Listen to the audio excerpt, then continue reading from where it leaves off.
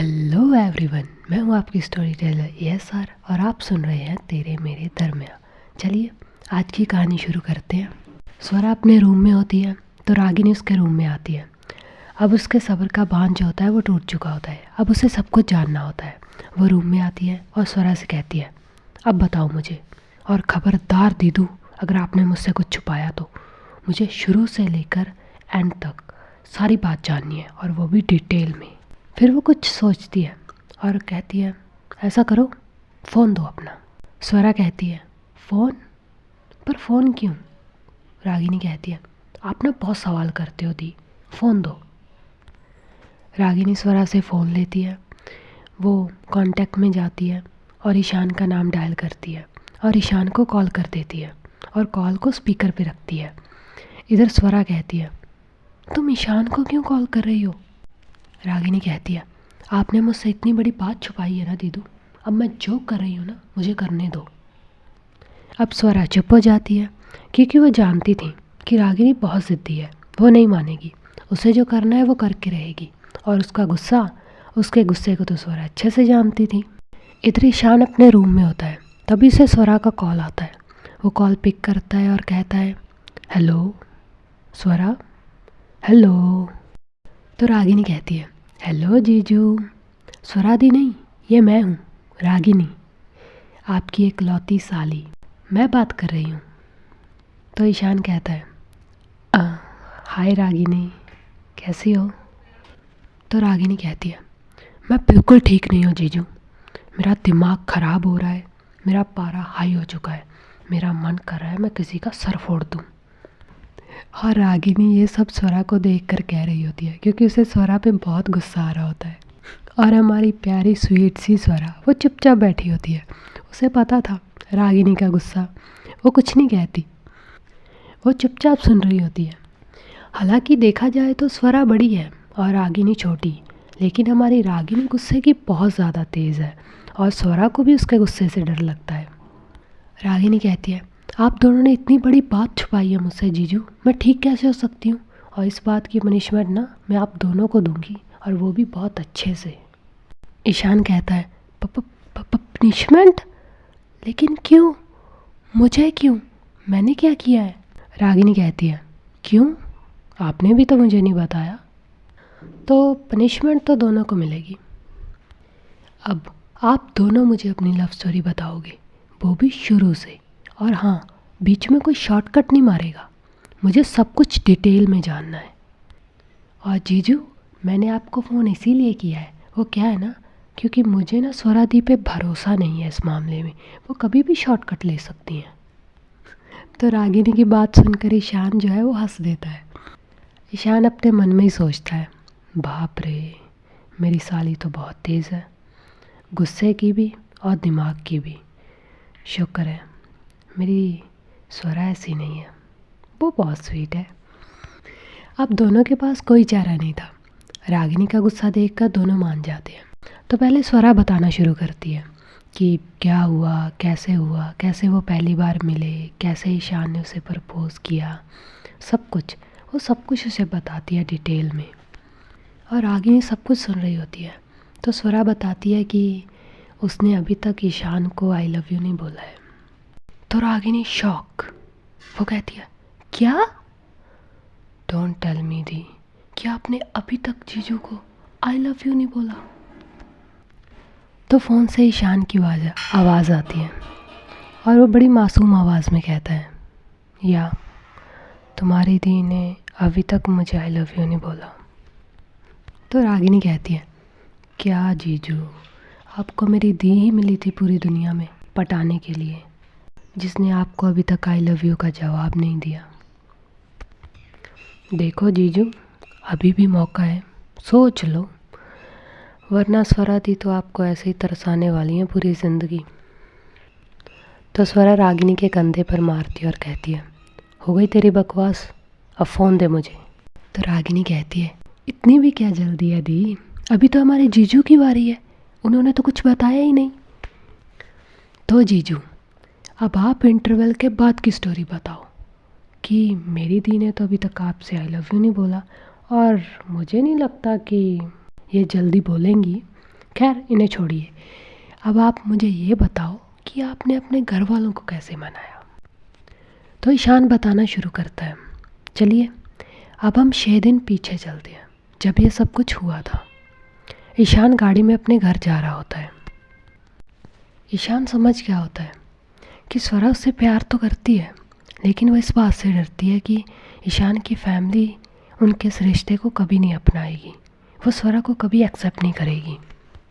तो ईशान डिसाइड करता है कि वो सबसे पहले स्वरा का ये डर ख़त्म करेगा। वो अपनी फैमिली और स्वरा की फैमिली दोनों को मनाएगा। ईशान ने सोच लिया था कि वो स्वरा से सीधा शादी करेगा, क्योंकि वो स्वरा से बहुत प्यार करता था। वो जानता था इसमें उसकी हेल्प सिर्फ अंशिका कर सकती है। वो घर पहुंचता है, शाम के 7 बज रहे होते हैं। सबसे पहले वो सीधा अंशिका के रूम में जाता है। अंशिका अपने रूम में होती है और ऑफिस का कुछ काम कर रही होती है। ईशान उसके रूम में जाता है और अंशिका के सामने जाकर बैठ जाता है। लेकिन अंशिका अपने काम में इतनी बिजी होती है कि उसे कुछ पता नहीं चलता कि ईशान कब आया, कब उसके सामने आकर बैठ गया। उसे कुछ पता नहीं होता। ईशान अंशिका को देख रहा होता है। वो कुछ सोचने लग जाता है और अपने मन में ही कहता है, मेरी शादी होने से पहले तो भाई की शादी होगी, क्योंकि वो मुझसे बड़े हैं। बाद में मेरा नंबर आएगा, लेकिन उसके लिए भाई की लाइफ में कोई होनी भी तो चाहिए। पहले भाई की लाइफ में कोई लड़की आएगी, फिर भाई को उससे प्यार होगा, फिर कहीं बात शादी पे जाएगी। और भाई को देखकर मुझे ये इतना आसान नहीं लगता। अगर ये ऐसे ही फाइलों में घुसे रहेंगे, मुझे नहीं लगता कि मेरा नंबर जल्दी आने वाला है। इतना बोलकर ईशान अचानक से उठ जाता है और कहता है, no no no no no, मैं इतना वेट नहीं कर सकता। ऐसे ईशान की अचानक आवाज़ सुनकर अंशिका थोड़ा डर जाती है, और जब वो सामने देखती है तो ईशान उसके सामने खड़ा होता है। वो ईशान को घूरती है और कहती है, तुम यहाँ पे क्या कर रहे हो ईशान। ईशान अंशिका की बात को इग्नोर करता है और अपनी लगाते हुए कहता है, क्या भाई, आपसे एक चक्कर नहीं चलाया जाता, थोड़ा तो तरस खाओ अपने छोटे भाई पे। अंशिका कहती है, व्हाट। तो ईशान धीरे से कहता है, सही तो कह रहा हूँ, पता नहीं आपके चक्कर में मेरे चक्कर का क्या होगा। अंशिका कहती है, ईशान, तुम्हारा मुझे परेशान करना हो गया हो ना, तो जाओ यहाँ से, मुझे काम करना है और ये काम बहुत इम्पोर्टेंट है। ईशान कहता है, भाई कभी तो काम को छोड़कर कुछ और सोच लिया करो। अंशिका कहती है, तुम जाओगे या मैं तुम्हें बाहर फेंकवा दूँ। तो ईशान अंशिका के पास आकर बैठ जाता है और कहता है, देखो भाई, आपको नहीं लगता कि इस वक्त जो डॉक्टर ने आपसे कहा है वो सबसे ज़्यादा ज़रूरी काम है। I mean, देखो, सबसे पहले आपकी शादी होगी, उसके बाद ही तो मेरा और अवनी का नंबर आएगा। तो आपको नहीं लगता भाई कि आपकी वजह से एक बहुत ज़रूरी काम पेंडिंग में चल रहा है। तो अंशिका अपना सारा काम छोड़ती है, अपने दोनों हाथों को फोल्ड करती है और कहती है, हु इज शी, कौन है वो लड़की। तो ईशान कहता है, लकड़ी, आई मीन लड़की, ऐसा कुछ नहीं है भाई, कैसी बात कर रहे हो आप। अंशिका कहती है, तुम बता रहे हो या मैं खुद पता लगा लूँ। अब ईशान अपने भाई से कैसे झूठ बोल सकता था। वो अपने भाई से बहुत प्यार जो करता था, इसलिए वो उसे सब बता देता है, शुरू से लेकर अब तक जो कुछ भी हुआ होता है वो सब। वो कहता है, भाई मैं स्वरा से बहुत प्यार करता हूँ और मैं उससे शादी करना चाहता हूँ। उसे बस यही डर है कि हमारी फैमिली उसे एक्सेप्ट नहीं करेगी, उसे वो इज्जत नहीं देगी जो इस घर की हर बहू को मिलती है। अंशिका कहती है, ओके, तो तुम्हें इस लड़की से शादी करनी है, राइट। ईशान कहता है, हाँ भाई, और घर वालों को मनाने में मेरी मदद करो ना, प्लीज़ प्लीज़ प्लीज़ भाई, आप ही हो जो ये कर सकते हो, यू नो ना। अंशिका कहती है, ओके, डोंट वरी, अगर तुम उस लड़की से शादी करना चाहते हो तो मैं तुम्हारे लिए फैमिली को मनाऊंगा, मैं सबसे बात करूंगा और सबसे पहले तुम्हारी ही शादी होगी। ईशान बहुत खुश हो जाता है कि फाइनली उसका भाई उसके साथ है। ईशान अंशिका से कहता है, thank you thank you thank you thank you so much भाई, अब आप मेरे साथ हो ना, अब मुझे कोई टेंशन नहीं है, अब मुझे पूरा यकीन है कि आप सबको मना लोगे। तभी दरवाजे के पास से अवनी अंदर आते हुए कहती है, अरे मैं भी तो स्पोर्ट में हूँ, मुझे भूल गए हो क्या ईशान भाई। अवनी ने ईशान और अंशिका की सारी बातें सुन ली थी। वो तब से दरवाजे पर ही खड़ी हुई थी जब से ये दोनों बात कर रहे होते हैं। अवनी अंदर आते हुए कहती है, क्या ईशान भाई, आप तो बड़े छुपे रुस्तम निकले, सीधा शादी हाँ। अवनी ईशान को टीज़ करते हुए कहती है, वैसे तो मैं हमारी बड़ी भाभी के आने का वेट कर रही थी, चलो कोई बात नहीं, पहले छोटी भाभी आ जाएंगी हमारे घर में। वैसे अंश भाई, आपका क्या सीन है। अंशिका कहती है, हो गया तुम दोनों का, आज के लिए इतनी बकवास काफ़ी है, अब निकलो मेरे कमरे से, दफ़ा हो जाओ, और इस बारे में ना सुबह बात करेंगे, अभी मुझे बहुत इम्पोर्टेंट काम है। Good night. इतना बोलकर अंशिका ईशान और अवनी दोनों को अपने रूम से निकाल देती है और दरवाज़ा बंद कर देती है। अब सुबह का सीन दिखाया जाता है। सभी लोग हॉल में बैठे थे। अंशिका सबके साथ ईशान और स्वरा के रिश्ते की बात कर रही होती है। वो सबको इस रिश्ते के लिए मनाने की कोशिश कर रही होती है। पहले पहले तो सब लोग मना कर देते हैं, लेकिन फिर अंशिका के बहुत समझाने पर ईशान के पापा और उसकी बुआ को छोड़कर बाकी सब मान जाते हैं। सब लोग कहते हैं कि अगर ईशान की खुशी उस लड़की के साथ है तो हमें क्या प्रॉब्लम है, लेकिन ईशान के पापा और उसकी बुआ ये दोनों अभी भी नहीं माने होते। ईशान अपने पापा और बुआ को समझाने की बहुत कोशिश करता है। इस कोशिश में 6 दिन बीत जाते हैं, फिर अंत में जाकर वो भी मान जाते हैं, लेकिन वो दिल से नहीं माने होते। वो सिर्फ ऊपर से दिखावा कर रहे होते हैं कि ठीक है, हमें भी कोई प्रॉब्लम नहीं है। अब सब लोग मान चुके होते हैं। तो अगले दिन संडे था, तो संडे के दिन शाम के टाइम ईशान की जो फैमिली है वो स्वरा के घर आती है। अब ईशान अपने ख्यालों से बाहर आता है। वो इस वक्त रागिनी और स्वरा को फ़ोन पे ये सब बता रहा था। तो रागिनी कहती है, आई एम सो हैप्पी जीजू कि मेरी स्वरा दी को आपके जैसा लाइफ पार्टनर मिला है। मैं आप दोनों के लिए बहुत खुश हूँ। और हाँ, आप सच में बहुत लकी हैं कि आपके पास इतनी प्यारी फैमिली है और इतने प्यार करने वाले बड़े भाई हैं जिन्होंने आपके प्यार को समझा और आपको सपोर्ट किया। इस तरफ ये सब सुनकर स्वरा की आंखें भी नम हो जाती हैं और वो नम आँखों से ईशान से कहती है, thank you so much Ishaan, मेरी लाइफ में आने के लिए। तो रागिनी स्वरा को टीज़ करते हुए कहती है, क्या दी, अब तो ये आपके होने वाले पति देव है, अब तो आई लव यू बोल दो, और अगर कुछ और कहना है तो, या फिर कुछ देना है तो स्वरा रागिनी से फ़ोन छीन लेती है और कहती है, शट अप और निकलो इस कमरे से। इतना बोलकर स्वरा रागिनी को रूम से बाहर निकाल देती है और दरवाज़ा बंद कर देती है। इस तरफ स्वरा ईशान से फ़ोन पर बात कर रही होती है और इनकी लवी डवी टॉक्स जो है वो शुरू हो जाती है। बाहर रागिनी दरवाजे पर खड़ी थी और वो कहती है, ये क्या था। कोई बात नहीं दीदू, आपको तो मैं देख लूँगी। इतना बोलकर वो नीचे चली जाती है। अब डिनर का टाइम हो चुका था। ये सब लोग मिलकर डिनर करते हैं और सो जाते हैं। अब अगली सुबह होती है। सुबह के 8 बज रहे होते हैं और रागिनी ने पूरे घर को सर पे उठा रखा होता है, क्योंकि आज हमारी रागिनी का इंटरव्यू होता है और इस बार वो किसी भी कीमत पर लेट नहीं होना चाहती थी। इधर स्वरा भी रेडी होकर नीचे आ जाती है। दोनों बहनें एक साथ नाश्ता करती हैं। तो रागिनी कहती है, दी एक साथ ही चलते हैं ना, मुझे भी तो आप ही की कंपनी में तो जाना है। स्वरा कहती है, ठीक है चलो चलते हैं। जी हाँ, रागिनी का जो इंटरव्यू होता है ना वो रायचंद कंपनी में ही होता है। दरअसल हुआ क्या होता है, अवनी की जो पीए थी ना, उसने अचानक जॉब छोड़ दी होती है और अवनी को अर्जेंटली पीए की बहुत ज़रूरत होती है।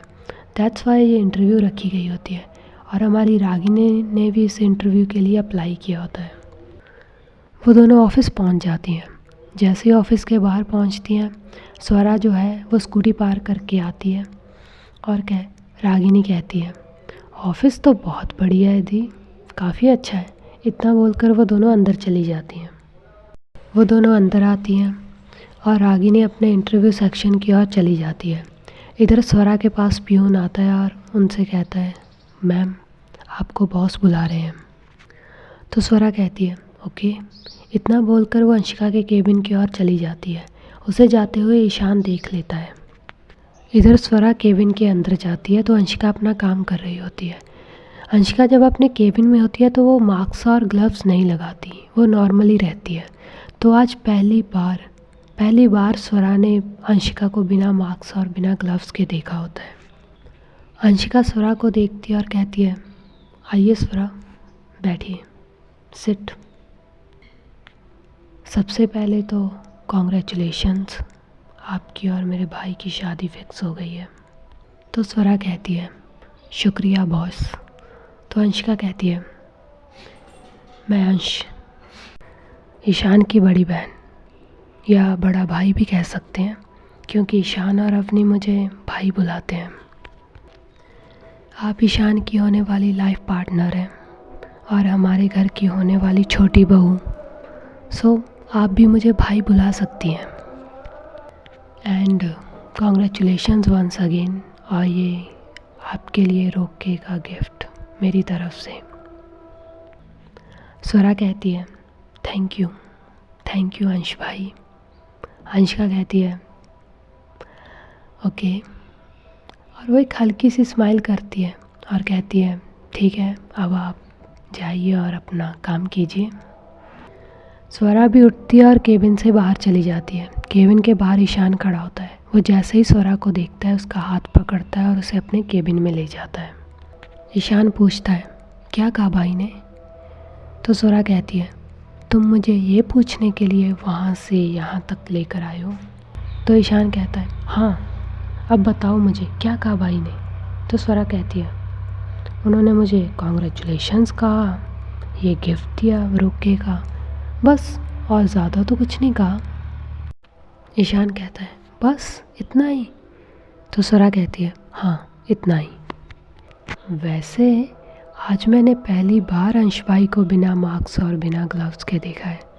मानना पड़ेगा, तुम्हारे बड़े भाई तुमसे ज़्यादा हैंडसम और ज़्यादा गुड लुकिंग है। ईशान हंसता है और कहता है, ऑफ कोर्स, क्यों नहीं, आखिर भाई किसके हैं? स्वरा कहती है, ठीक है, अब मैं जाती हूँ। तो ईशान उसकी कमर में हाथ डालता है और अपने करीब करता है और कहता है, अभी नहीं, इतनी भी क्या जल्दी है, अभी मुझे कुछ और भी चाहिए। तो स्वरा कहती है, क्या?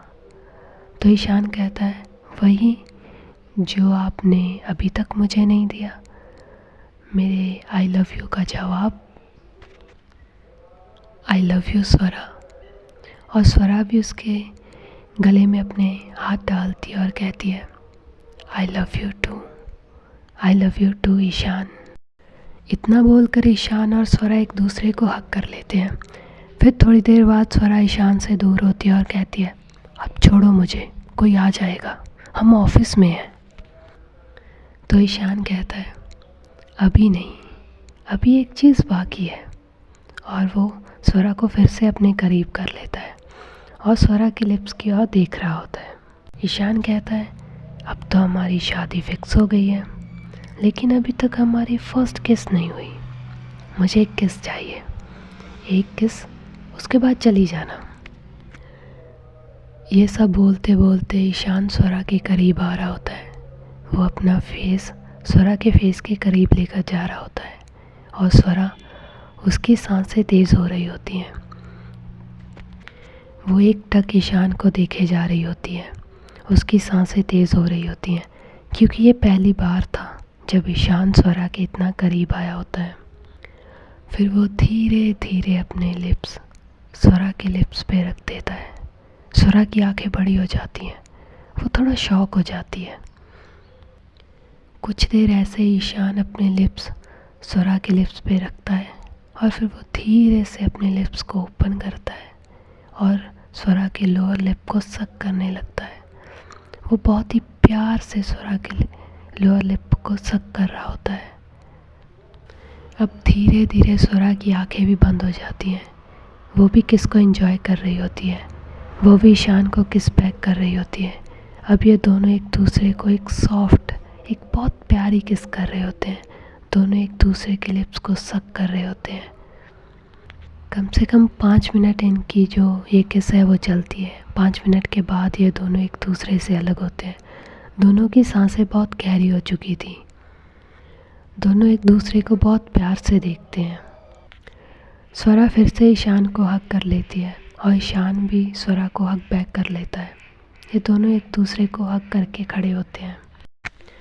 स्वरा ईशान से थोड़ा अलग होती है और कहती है, ईशान मैं तुमसे एक बात पूछूं? तो ईशान कहता है, हाँ पूछो, तुम्हें जो भी पूछना है पूछो। अंश भाई हमेशा मास्क और ग्लव्स क्यों पहनते हैं और ऑफिस में ये रूल क्यों है? I mean, थोड़ा अजीब नहीं है? ईशान स्वरा की ओर देखता है और उसे सब कुछ बताने लगता है।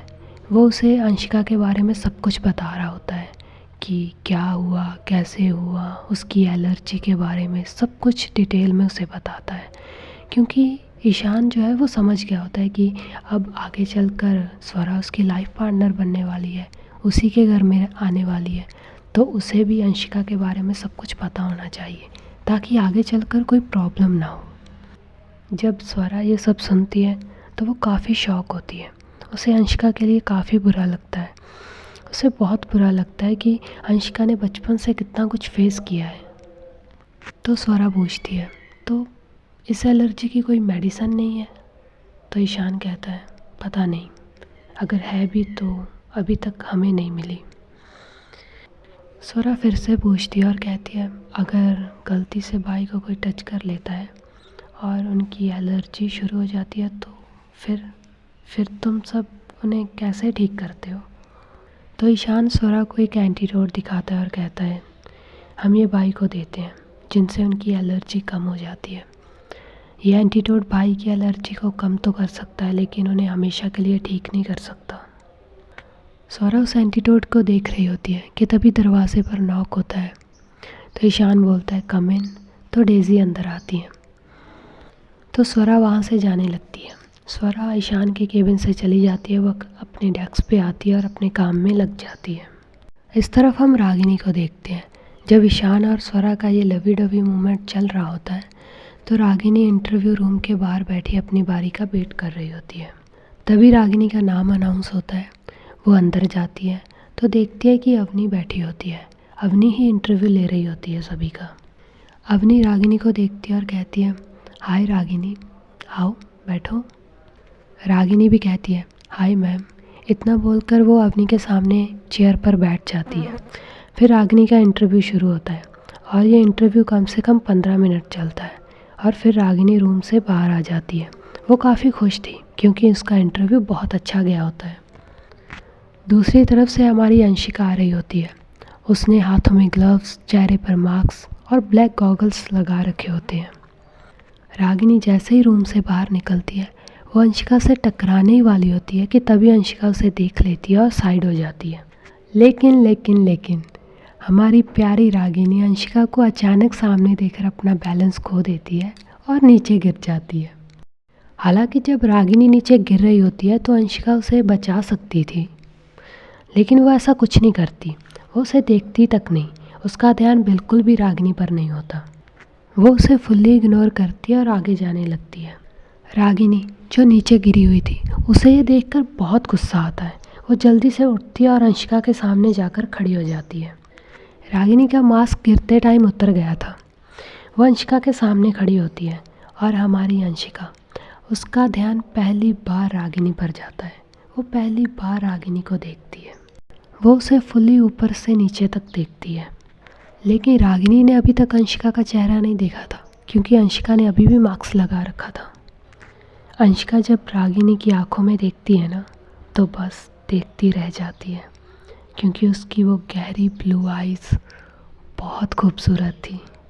अंशिका अपने मन में ही कहती है, ये आँखें मुझे इतनी जानी पहचानी क्यों लग रही हैं? क्या मैं इस लड़की को जानती हूँ? तभी रागिनी की गुस्से भरी आवाज़ सुनाई देती है और अंशिका अपने ख्यालों से बाहर आती है। रागिनी गुस्से से कहती है, तुम, एक तो तुम्हारी वजह से मैं नीचे गिरी। तुम मुझे बचा सकते थे लेकिन नहीं, तुमने मुझे नहीं बचाया। और जब मैं गिरी तो मुझे उठाना तो दूर, तुम मुझे ऐसे इग्नोर करके जा रहे हो जैसे तुमने मुझे देखा ही नहीं। वो ऐसे ही गुस्से में अंशिका पे चिल्ला रही होती है कि तभी अंशिका अपने उसी बॉसी एटीट्यूड के साथ अपनी आंखों से गॉगल्स उतारती है और कहती है, व्हाट द हेल, तुम जो कोई भी हो, मैं तुमसे आकर नहीं टकराया और तुम मेरी वजह से नीचे नहीं गिरी हो, ओके। रागिनी उसे कुछ कहने ही वाली होती है कि तभी अंशिका का फ़ोन रिंग करता है। वो फ़ोन उठाती है और बात करते हुए बाहर निकल जाती है। रागिनी उसे गुस्से से घूरती है और कहती है, ये इंसान समझता क्या है अपने आप को, एक सॉरी तक नहीं बोला इसने मुझे, इसे तो मैं देख लूँगी, अगली बार अगर ये मुझे मिल गया ना तो मैं इसका मुंह नोच लूँगी। लेकिन मैं इसे पहचानूँगी कैसे, मैंने तो इसका चेहरा तक नहीं देखा। एक तो मुझे इस ऑफिस का समझ नहीं आता, अजीब ही रूल है यहाँ के, सब लोग ऐसे डाकू बन के क्यों घूम रहे हैं यहाँ पे। इतना बोलकर रागिनी गुस्से में वहाँ से निकलती है और अपने घर चली जाती है।